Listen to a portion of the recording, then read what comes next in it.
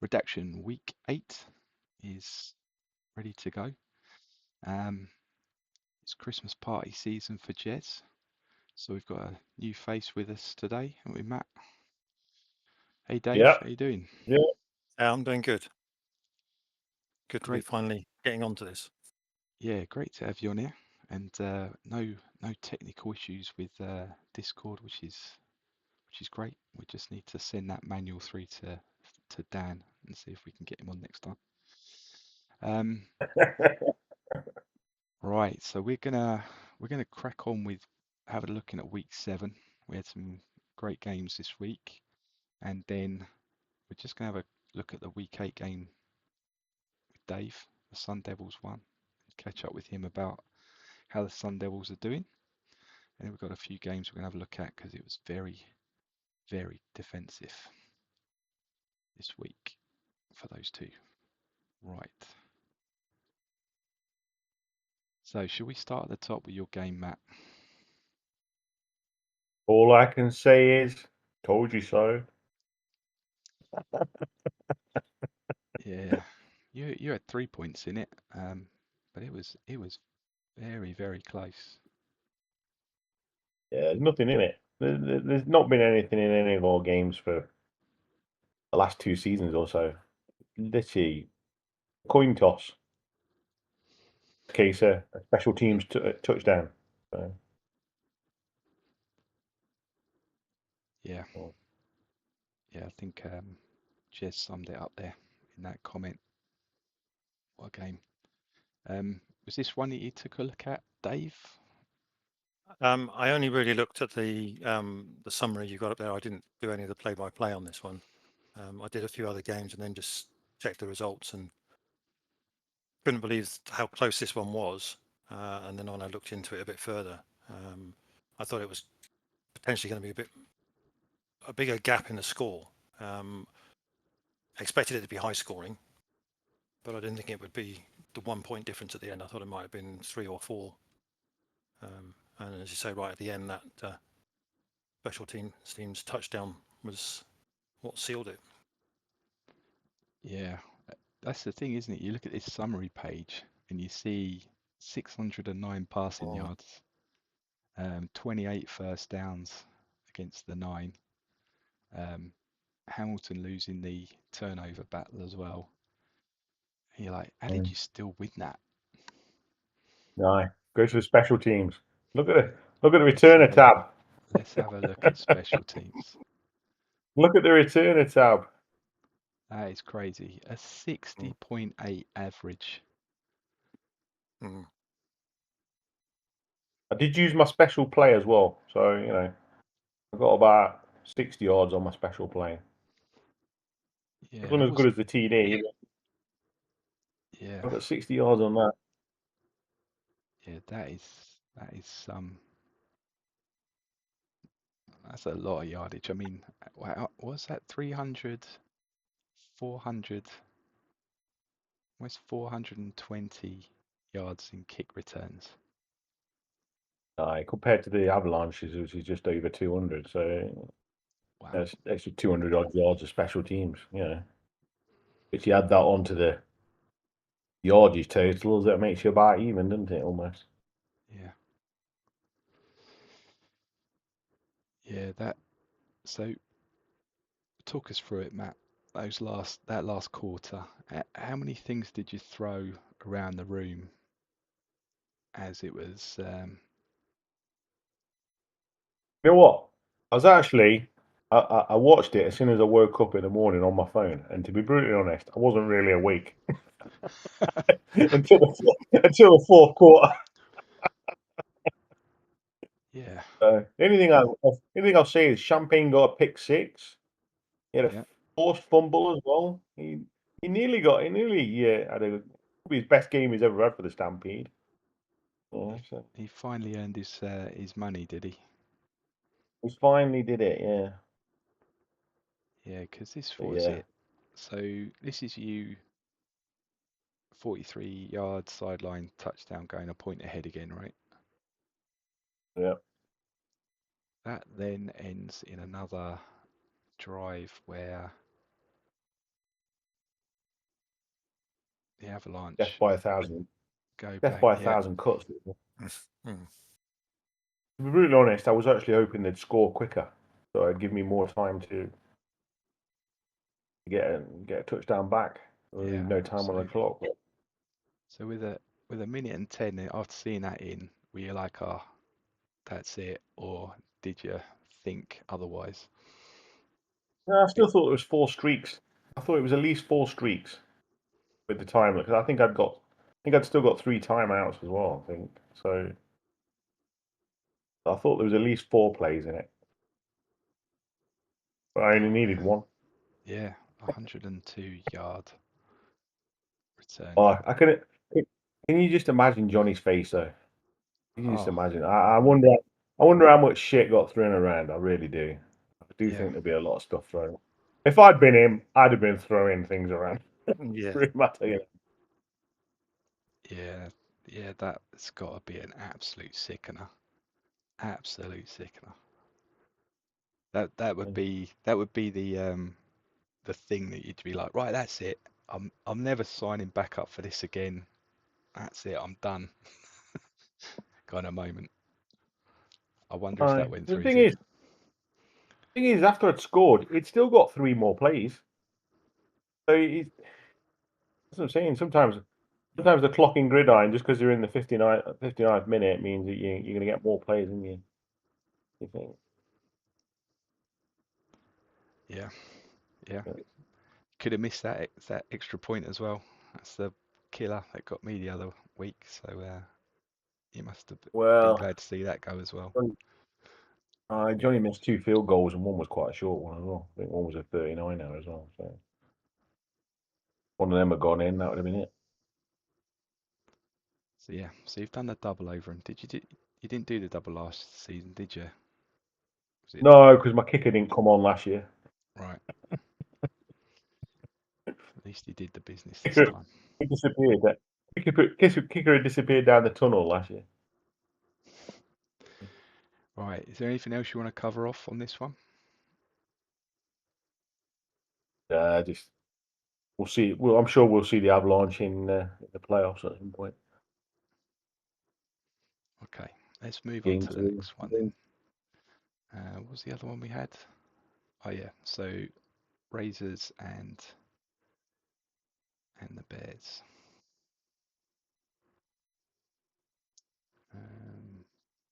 Here we go. There you go. Should we just get it out of the way? Yeah, You go to the predictions. Might as well. Greg has just won the competition with a perfect score. Perfect score. Perfect score. Perfect score. Yep. +1, so that's 11. But the funny thing is, I think that's the first time.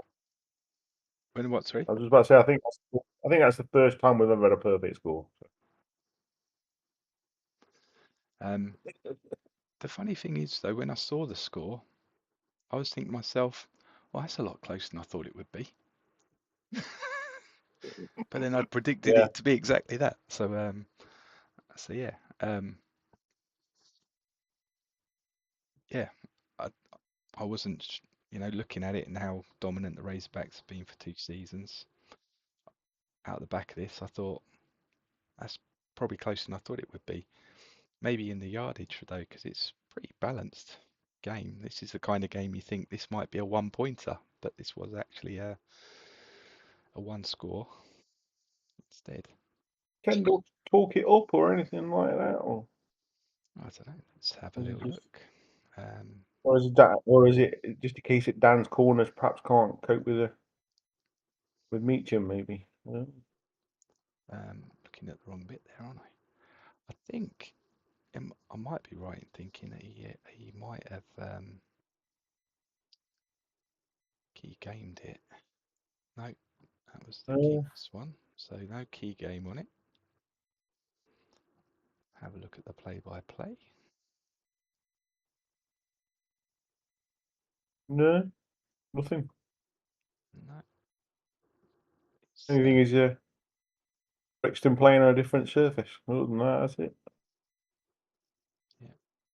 Dominant. I suppose there's always a possibility you put in some points on game emphasis. to try and boost some levels. That's a good point. That is a very good point. That's not something I'd used for a while. But yeah, that could be spot on there. Is that bitter rival against bitter rival as well? I always think that throws in an element of anything could happen as well. You have a lot of that in your division, don't you, Dave? With Yes, we do. Yep.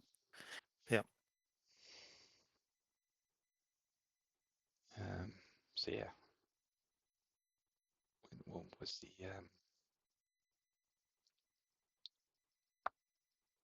get back to that summary page. So how was that looking? So yeah, I mean it's pretty even all around, isn't it? I mean both 34 carries from both of those RBs.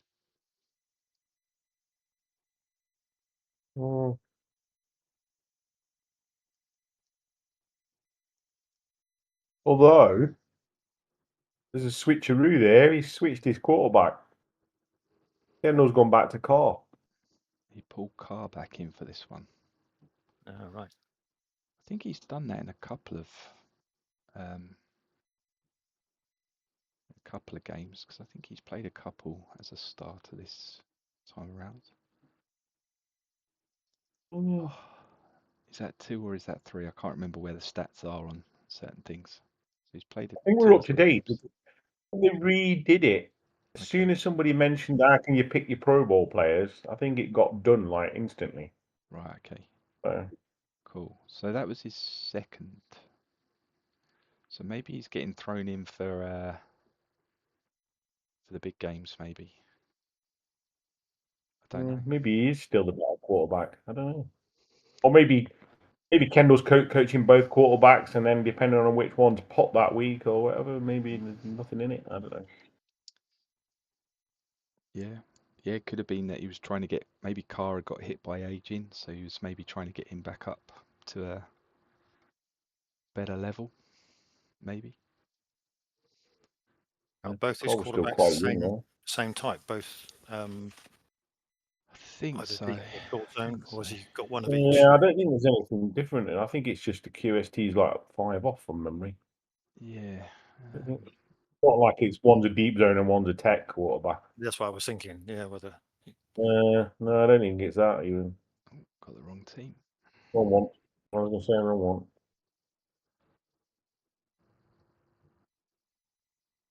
So yeah, Carr, and then it's this one, isn't it? He's been playing. Yeah. So exactly the same Exactly. QST. Okay. But we know this one was around, was he 17, 18 level, something like that? 17, 18, yeah. So maybe he was just a slightly higher level at the start of the season. You don't know, do you? Yeah, could have been. Definitely, he would have had more experience being an age 4. So Yeah, and at that level, he may be getting some understudies onto Carr as well, maybe. So, yeah, interesting. What QB level is it? Is it QB3? The QB3 is the other one I got.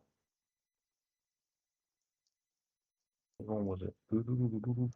QB1. That's the pro. He don't play pro, does he? I don't think.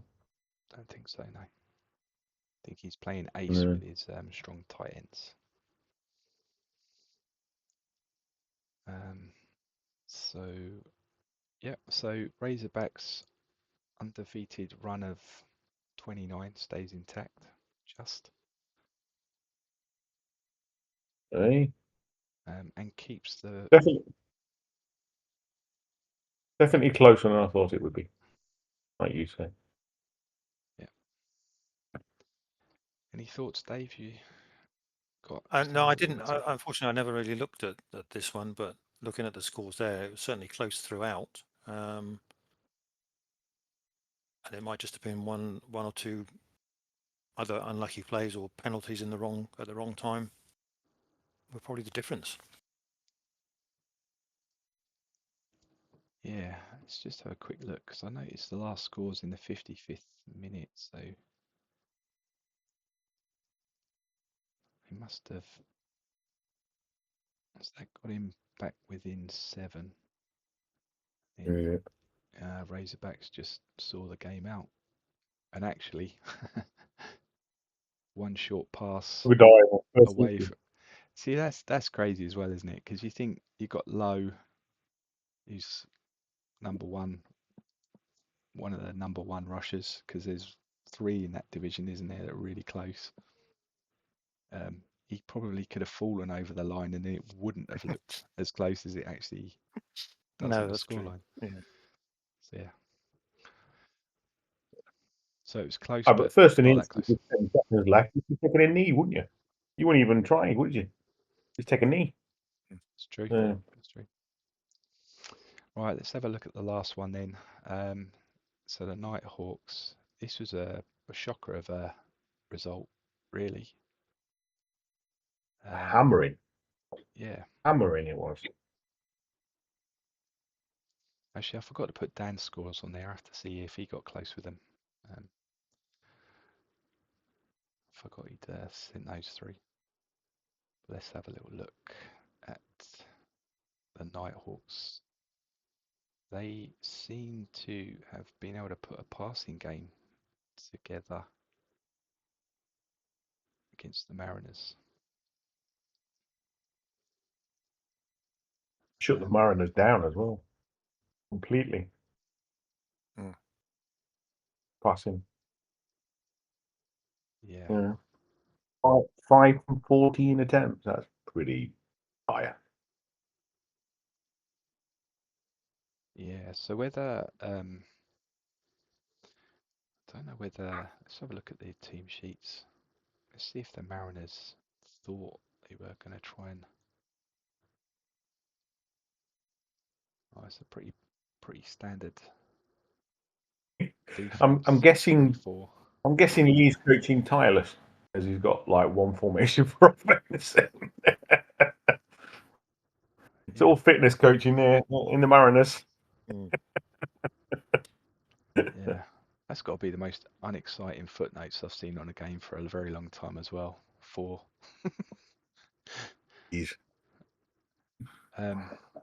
Yeah, so yeah, not much there to try and stop the run or the pass.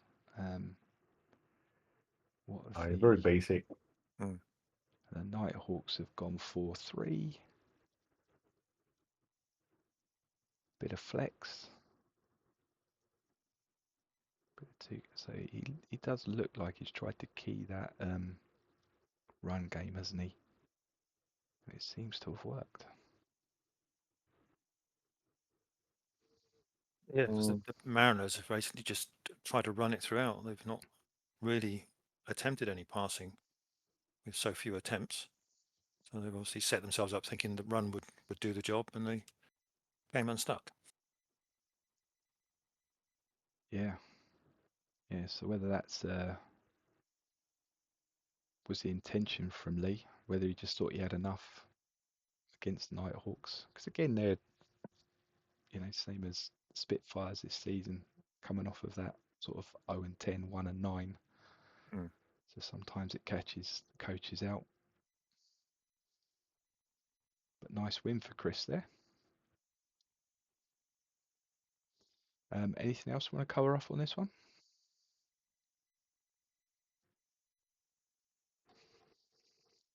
No, good. I'm good on all. Cool. Right. So On conference for me. So what we'll do is, before we get into the really interesting stuff, which is talking about the Sun Devils, let's just have a look at these 2 games. So I'll put them on there because I'd noticed the Blues and the Heroes.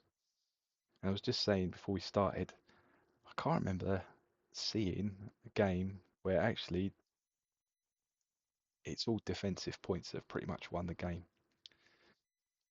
And then Matt says to me, "You're talking about the wrong game, aren't you?" Because then the Warriors did exactly the same against the Stingrays. So it's quite interesting I thought it'd be quite interesting just to see those, give them a little bit of a spotlight. So the Blues, quite a bland game really, wasn't it? 9 points to 6. When you get a safety And that win, yeah, bloody hell. Yeah. Glad I wasn't watching that game. Oh yeah, I didn't watch this one, which is why I thought, oh, that's just there's a kicking game. There's a kicking game. That's what I thought when I saw that score. But coming into it today and then realised that it was a pick six in the 17th minute and then a safety in the 36th, and then nothing else much happened really. Kind of shocked me a bit. But then we have a look at the Warriors game, and that was even more bizarre. 21-19. So again, I'm thinking, oh, that's a pretty standard game. And that was 3 pick sixes.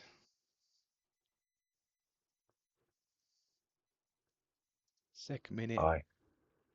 13th minute, and then just to make sure that there was no way that they could take the first overall draft pick, they ran a third one in.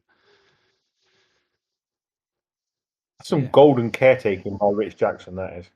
Golden caretaking to lose that one. That is.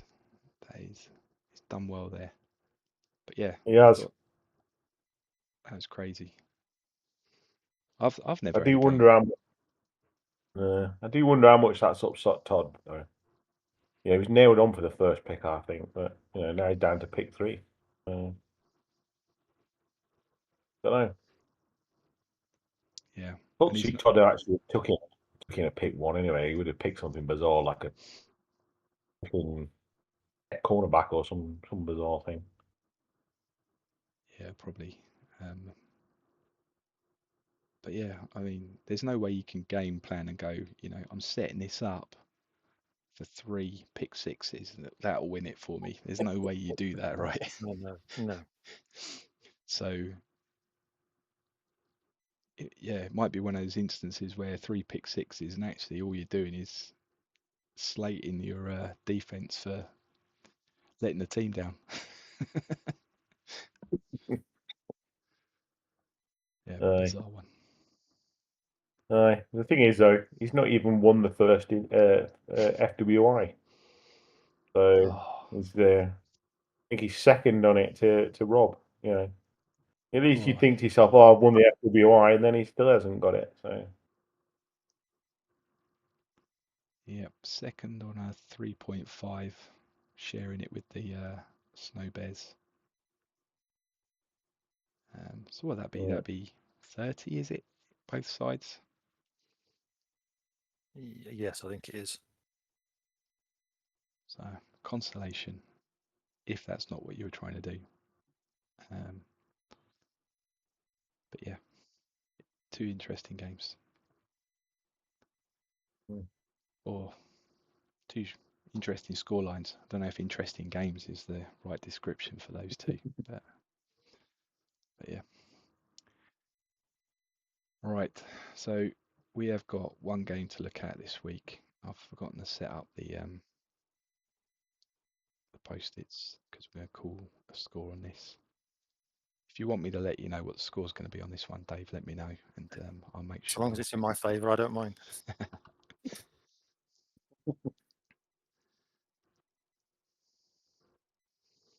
Right. So, Dave, tell us, Sun Devils, how's it been going this season? Well, up until 2 weeks ago, it was going well. And then we've had 2 close losses, which against the Islanders, that was a bit of a blow because I didn't really expect that we were going to lose that, but we lost it right at the end. And in fact, against the Magpies last week, which we'll come on to, we also lost it right at the end. And I still don't know how the last play was done. I'm still looking into figuring out why it was not a field goal attempt. That's the really confusing part. Right. Let's looked at. Let's jump in and have a little look then. I've looked at all the sort of the AI stuff and all the various rules and that on it, and as far as I can tell, it should have been a field goal attempt at the end.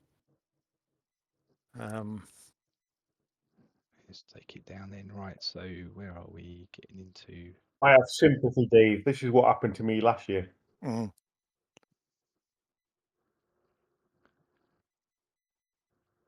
Right, so you've at this point got a field goal in the 52nd minute, take you 22-20. Is that right? No, that's got you back to 22-20, so 2 points in it. Yep. Yep. Oh, another kick I return. was going to say, Yeah. a Yeah. week for a minute, wasn't it? Jeez. And we were close to getting one earlier in the game, but we came about 15 yards short, Oh, and then only managed to get a field goal out of it. right, so you're getting close, then far away again. You're like, oh dear, what's going on? Nice drive down to get another field goal.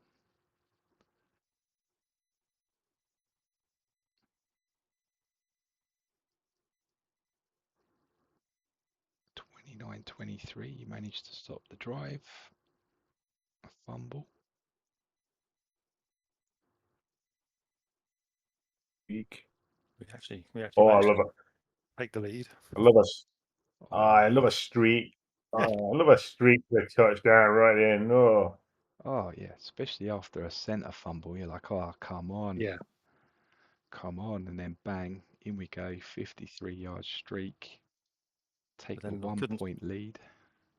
stop them from going down to get another field goal for them to take the lead back. And then it's the last bit. So with 20 seconds on the clock, you're on your own 42. Nice return. 27-yard streak takes you to 27. Yeah. And it went out of bounds, which stopped the clock, which was good. Otherwise, it would have been finished then. Yep.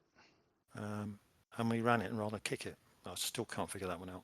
The only thing I can think of, and I can't see anything in the rules to say it overrides it, is the fact we were running no huddle. Nothing in there says that overrides anything else. So I'm at a bit of a loss on that one. Everything else fits. We were close enough to attempt it. A kick percentage set was fine because we kicked longer ones already in the game. And yeah. Yeah, that is confused. bizarre. It's bizarre. So and something that's potentially cost you there as well. Ouch. And against a divisional rival as well. Yeah. Because I was away at the weekend, so I watched the game, but I wasn't really in a position to put anything together to put a bug report in that would have made any difference. So that's why I've not really pursued it yet. I think I will at some point put it in just to get clarification as to whether I did miss anything in the setup, so I know for the future. But that's the bit that I still can't. Still frustrated at it, but there we go. And I put everything into this one. Key game, talked it up at home, and I did game emphasis on it as well, which boosted it. Yeah. So I threw everything into this one. Ouch. 2-pointer. No field goal. Because that's probably, we'll have a little quick look at the standings. So yeah, that's because this actual divisional record's probably quite key most seasons, isn't it? Oh yeah. In the Yeah, East. it is.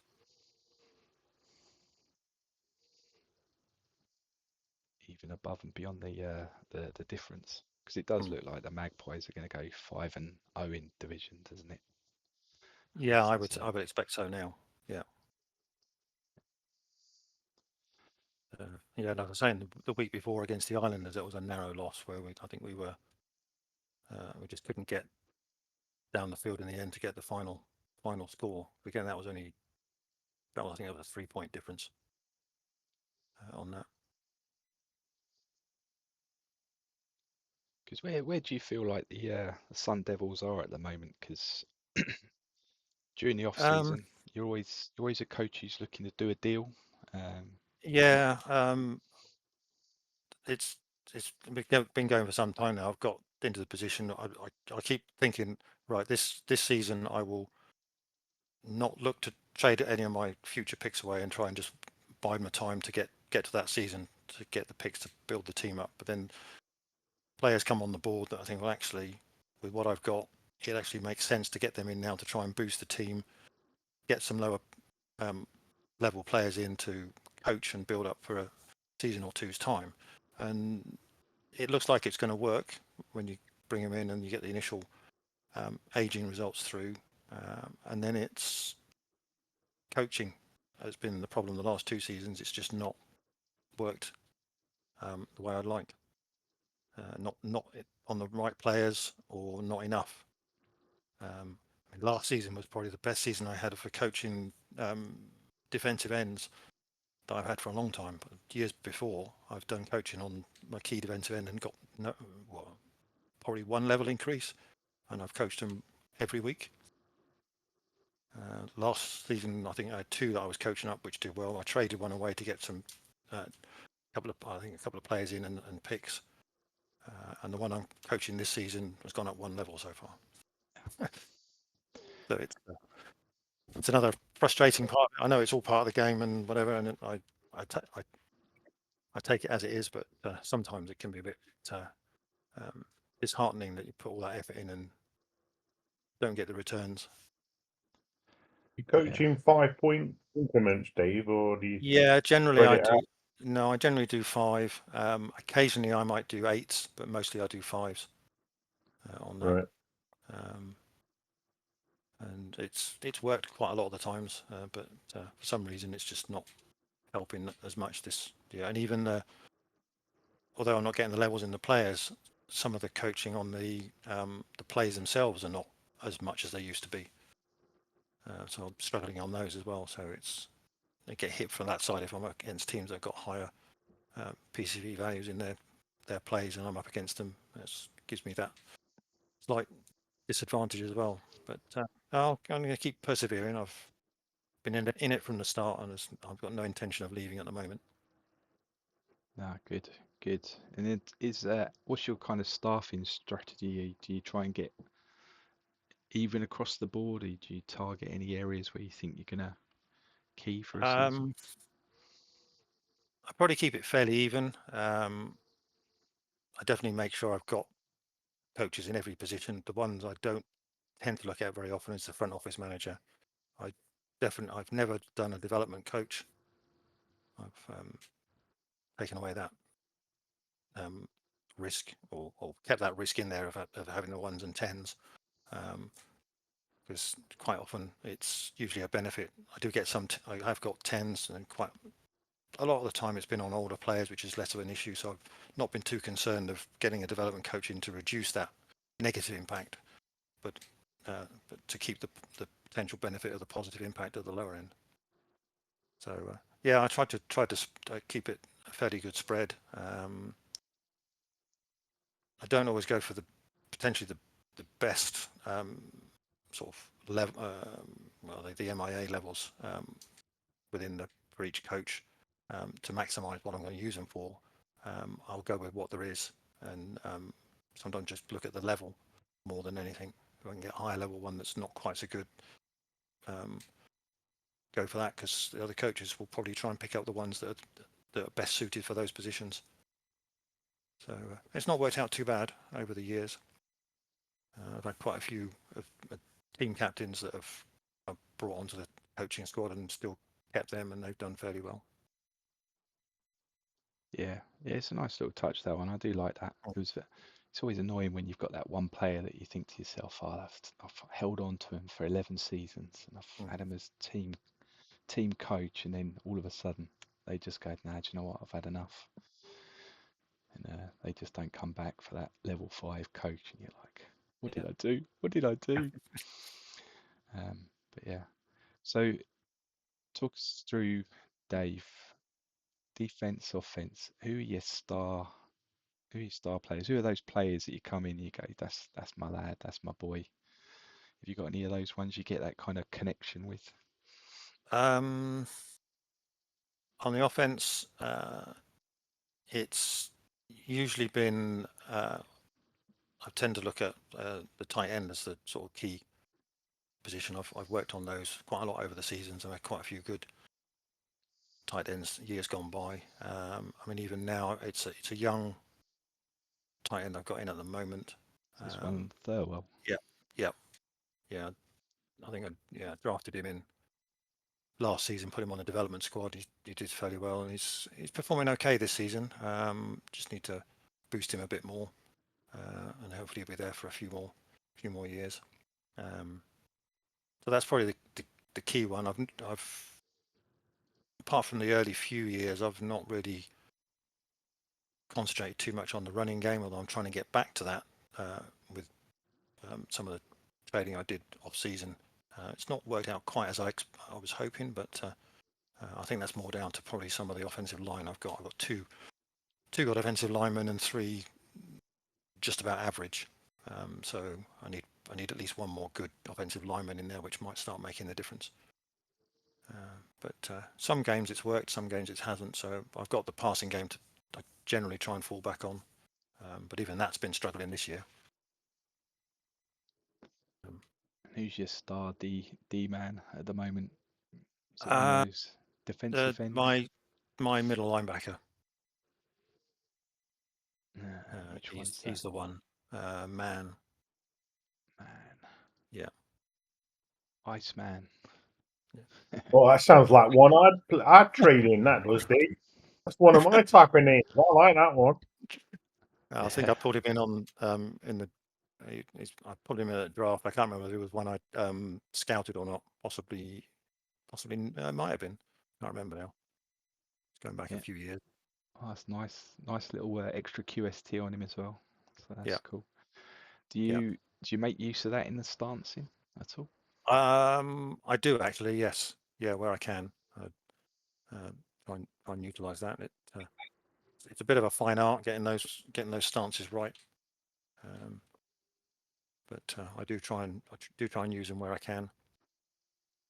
Certainly in situations when I'm up against teams that will just pass it, then I will put the stances in to reflect that. Yeah, nice. Yeah, maybe he's called Iceman because he's from Yukon. Maybe that was one of those ones. Ah, cool. Literally cool. No, great stuff. Always good to hear sort of different approaches. And you submitted your numbers for the MSAR. Oh So yeah. again, is that, what's your That's thoughts on that? better than I usually get. Usually more the bottom end than the top end. So it makes a change for it to be that. So we'll see what the actual end of season aging ends up being like. Yeah. And I across the board, but obviously without giving too much away, most of those that are going to at the bottom end are probably players that won't be starting next season. There are a few that will be, but quite a lot of them it's affecting the older players in the team that might well end up being cut or being used as backup. So hopefully it won't be too much of an impact. And if the aging goes the same way, and then see what I get in the draft and trading, I'm hoping I'll be in a better position next season than I am this season to push a bit harder throughout. Yeah, no, cool. Sounds like Rob's saying the same things as is Nick, so it could be another good I know, yeah. tight competition again next season around. As long as you beat 7-5, you'll be fine with the score. So, yeah. For 6-4, you'll be fine. I've got to win those 3 though. That's the problem. Yeah. Aye. Yeah, heroes. So we're going to have a quick look at the heroes. But before we do that, the one question I have, because obviously you're creation coach in the Atlantic, is was there something behind picking the Sun Devils as the franchise name?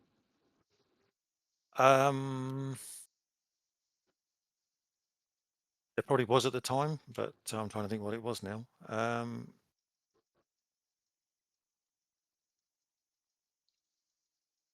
Yeah, I can't remember now. There was definitely a reason at the time.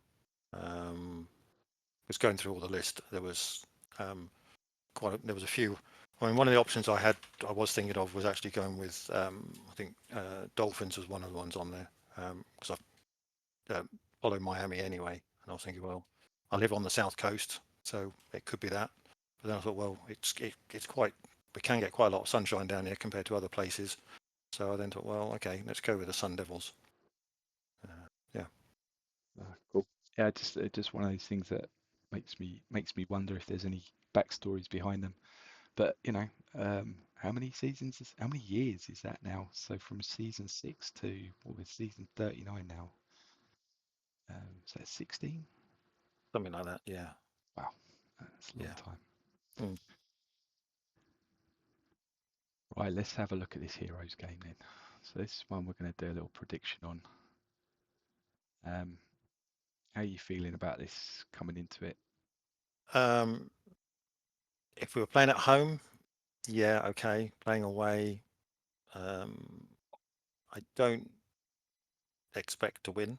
I want to try and make it competitive rather than one-sided, but I'm not expecting a win out of this one. Based on how we've played against other teams, other good teams similar to the Heroes in what they can do, we've struggled. But if I can get the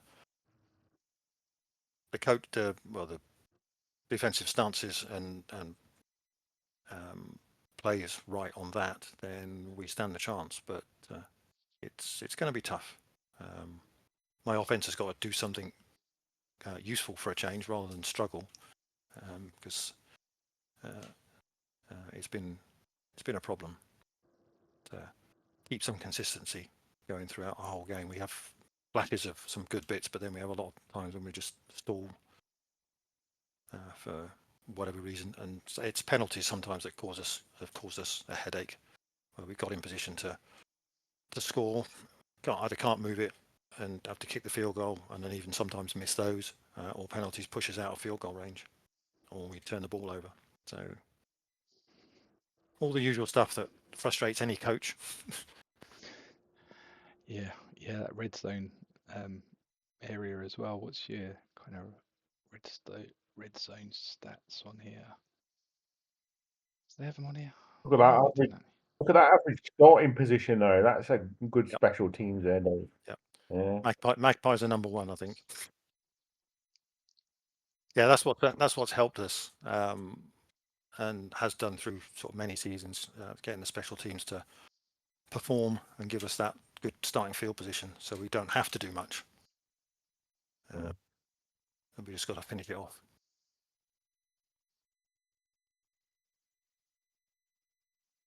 So yeah, if I can keep their passing game under control, then we stand a chance. But if I let them get away on that, then I think it'll be a long game for us. Fortunately, we haven't got too many serious injuries. We've got a few niggly ones, but nothing too serious, Neil. Yeah, they're not liking you on the spread there either, are they? Yeah, No, they're not. talking 20 point. It's interesting as well because like Colin's just seeming to get that tech running back working as well. So he's got that short passing game to the running back, but it still looks like he's utilising Minty a bit as well.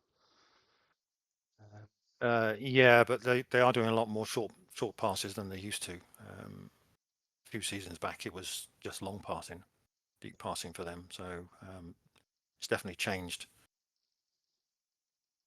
what they try to do. So it makes my life harder to try and cover it. We've got covered short and deep now, whereas before when I played them, I knew it was just going to be deep zone passing. It was easier to game plan for, but now I've got to cover short as well. It's going to be tricky. Yeah. Heroes got both of their centres injured there. Yes. Ooh, there you go. That might help reduce their running game. Yeah, definitely. I would have hoped. Yeah. I think the C injury one only happened in the last week's game, I think. Right. Okay. Yeah. And again, might have an impact on the amount of pass protection they've got. So again, that might help you. Yeah. So if I can dial up the pass rush at the right time, it might be my advantage. Yeah. But as I said, then my offense has got to do its job.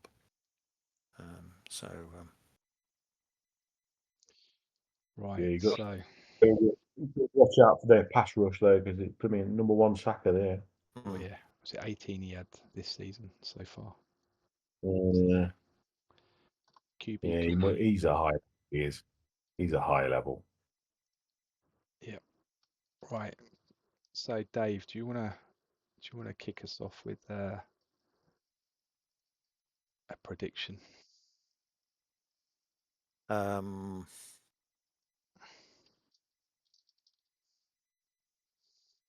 Go on, be confident, Dave. Don't do a jazz. yeah. Go on, back I'd love to yourself. give a score where we win, but the reality is, I don't think it will happen. I'm gonna put it as a closer one than it probably will end up at, but I'll go for it. I'm going to go for 31-28 to the Heroes.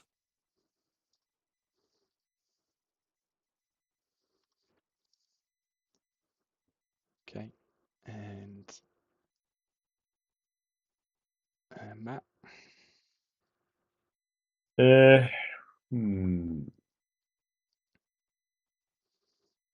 I think you'll beat the spread, but I don't think you'll probably. I think I'm going 14 difference, so I'll go 35 to the Heroes, 21 to the Sun Devils. But I do know Dave's always got one special game in him every season where he always pulls something out. So this could be the one. Oh, Well, that's it could true. be. That's true. Well, that could have been the one against the Scorpions in week 5. Yeah. It's uncanny. The number of seasons you've done it is that there's always one game that you pull out, and I look at it. How the hell did Dave win that one? So there's obviously something you're doing right with your stances, definitely. Yeah. Well, let's hope it is this week. Well, you've influenced me now, Matt.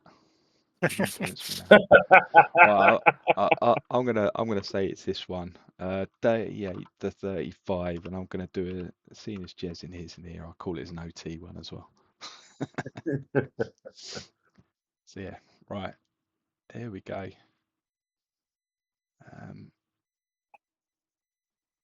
So there we go. That's the game we're going to look at for week 8. We're going on a break now, so everyone would have forgotten about week 8 by the time we come back in January anyway, won't they? So so we're just gonna let's hit the time warp button. I'll hit the time warp button, and we'll see how week 10 looks now, shall we? All right, let's do it. Yeah, go for it. Let's do it. Let's do it. Go for it. Yeah. Okay.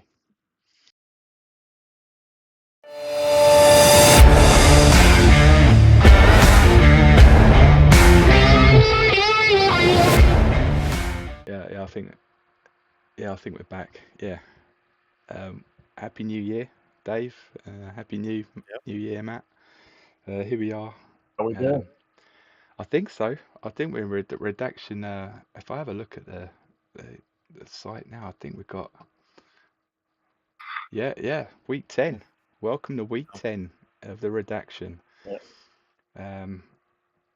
So here we go. There's the table. That's how we finished. And any thoughts on any of those shockers? Didn't quite make it, Dave. No, Close division again. Yeah. Winning out didn't work. Never mind. There's always next season. Absolutely. I mean, you managed to get that fantastic 38-35 win against the Heroes, and then it just seemed to go wrong after that. It was I know. It's terrible. Crazy. Went to my head. So yeah, it's been an interesting finish. MFC East was an interesting one, having a look at the results that came through from there. Blues going 4-0 in the start of the season and then finished on 6 straight wins. and then winning it on a points difference. Bit of a shocker there, eh, Matt? Yeah, Sonics just collapsed completely. But that's what happens when it's, I think we looked at the start of the season, they were all weak. There's nothing in it, I suspect. I've got a feeling that Alex had a terrible age in it. It took a few weeks to get the levels back into his key players. And then he's come good right at the end of the year. That's going to be a dangerous team in the playoffs. Whoever gets them. Yeah. MSC West was another interesting one as well. 3 teams finishing 6 and 4, with the Razorbacks finishing 10 and 0. Bay Bears managed to beat me in week 10, but the Mariners managed to pull off a win against the Redcoats as well. And just that divisional game in the end being the difference for the Nighthawks. Aye, definitely. It's going to be an interesting division going forward as they continue closing that gap on the Razorbacks, I guess. Playoff picture wise, on the CFC side of things, CFC West Sharks managed to get 6 and 4.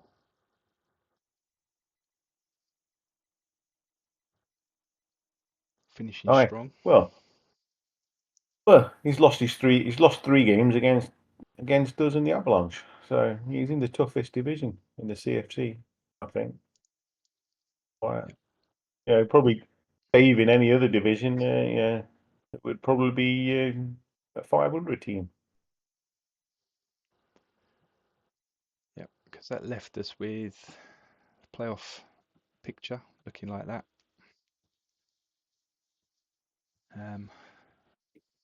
2 10 and 0 teams stealing those number 1 seeds. Yep. I did think that 1 point loss against the Redcoats was going to come back and haunt me, but managed to just hang on for an 8 and 2. You were rested up in week 10 as well, weren't you? Because there was no need to. Well, no, this is the thing, you see, because it all depended on whether the Mariners could get a win against the Redcoats, and they just managed to get enough against them. Those massive injuries that the Redcoats picked up in week 9 didn't help them either. So yeah, just to let you know that one's coming, Brad. And yet nobody else seemed to want to step up apart from the Sharks in the CFC. Aye. Look at Clay though. Clay's in nosebleed territory there, isn't he? Actually getting a 7 and 3 for the season. He did, but he did get his ass handed to him in week 8. Though he got beat 50-0 on Stampede. Oh yeah, that was a car crash. Yeah. Absolutely disgraceful. He claimed he put his rookies out, but I didn't believe him. Typical Clay. Magpies 9 and 1, so they went 10 and 0 last time, didn't they, Dave? So. Yeah, they did. Yeah. So. Do you reckon they'll be as strong as that next season? Or are you hoping they're going to drop a few more? I'd really like them to drop a few more, but I don't know. They seem to be maintaining their consistency the last few seasons, so I reckon they'll probably still be just as tough next season. Maybe the season after they'll start dropping off. They've done it with a lot of injuries as well this year as well. So. Yeah. Yeah. You never know, they might get the schedule from hell. Although, sorry, Gary, your running back's still on an F. So Yeah. he's not going to be available for the playoffs. Yeah, they've taken him off life support now, though, haven't they? He's on an F still, but he's still dead, so he's not going to be fit for the playoffs, unfortunately. Yeah, The miracle with Spitfires finishing in second is that it does look like my centre that got a G in week 1 and then didn't recover for 3 weeks might actually make another game before the end of the season. So, whoa! So that's good To work. pick up another E. Just to pick up a G again in the next round. Oh, yeah, maybe. If he picks up a G in the rest week, I know he definitely needs to retire. Right, so that gives us this wild card playoffs piece.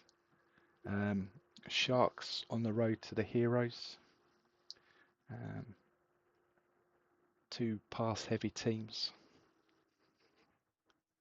How do you see that one playing out when they get together? I think the Heroes will probably take that one.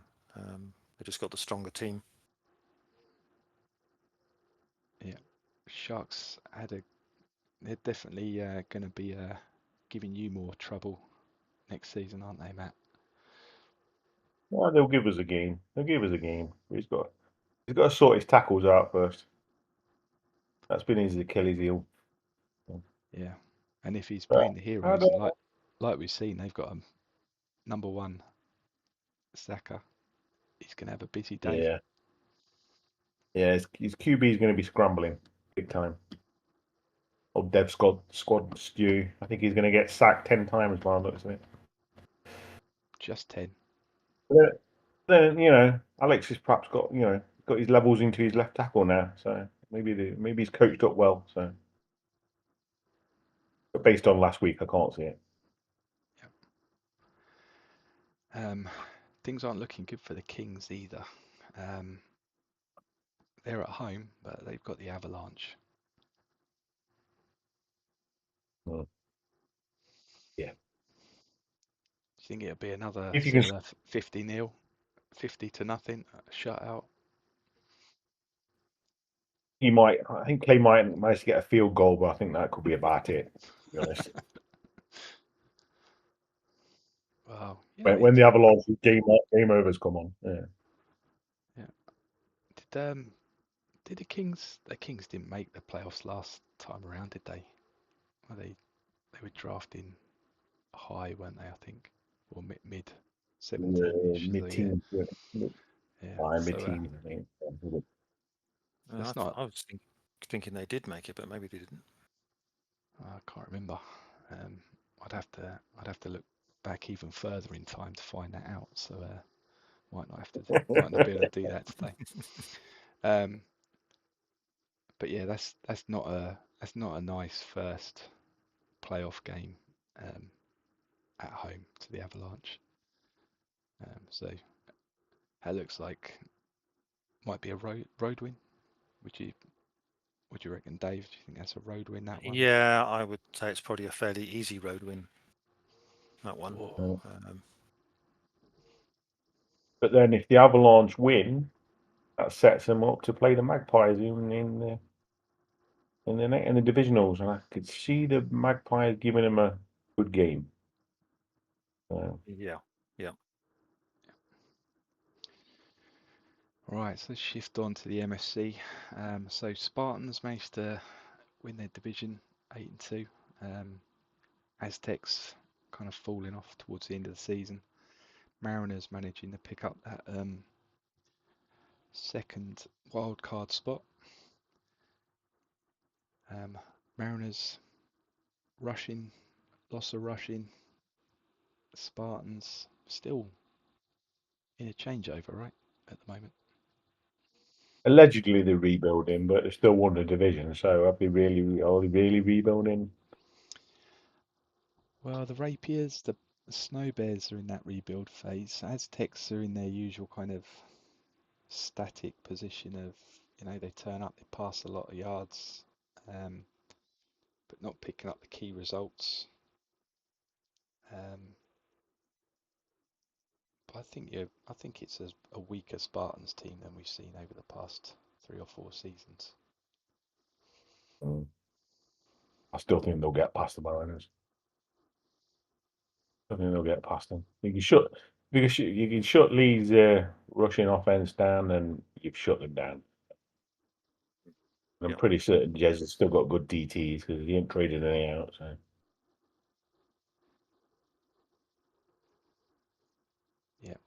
Yeah, that defense has been still solid.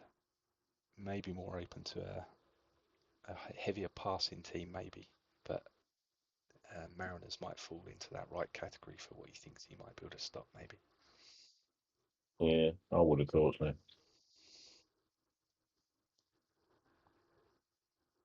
Okay, and then a final playoff wild card game we've got there is the Blues. They've come back from the dead, like the starting scene of a horror movie. Hand coming through the ground, clawing themselves out from 6 foot under to take the division. And they've got the Redcoats, who have still been looking as strong as they were last season. Any thoughts on that one? How that might look? What, Dave?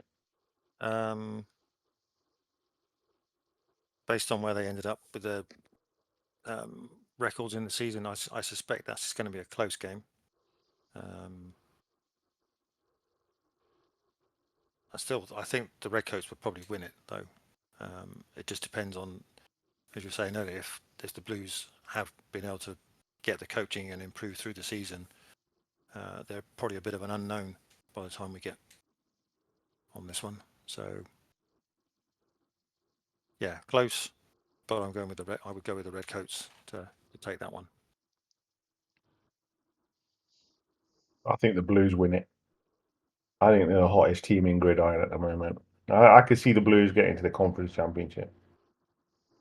I think it's just Alex is just took him a few weeks to get the levels back into his players. I think he wins a close one by maybe a field goal or something like that. Yeah, no, cool. Sounds like 4 good games. Let's hope that happens. All right. All right. So I think that's all we got for week 10, going into the wild card week. So thanks for joining me again, Matt and Dave. No worries. Yeah, it's good No to be here. worries. Hope you didn't eat too much over Christmas. Right. Right. Put a few pounds on. That's why I had to change my shirt. Put a few pounds on. Yeah, did you get that one for Christmas? Did you? I did. Yeah, nice. All right. Well, thanks for your time, fellas. Really appreciate it. And I'll see you in the divisional week or the conference week, depending when we do actually get back. But yeah, any last thoughts before we go? Any last thoughts before we go? Any words for your rivals? Anybody else in the league? Bad luck, Johnny. Next time.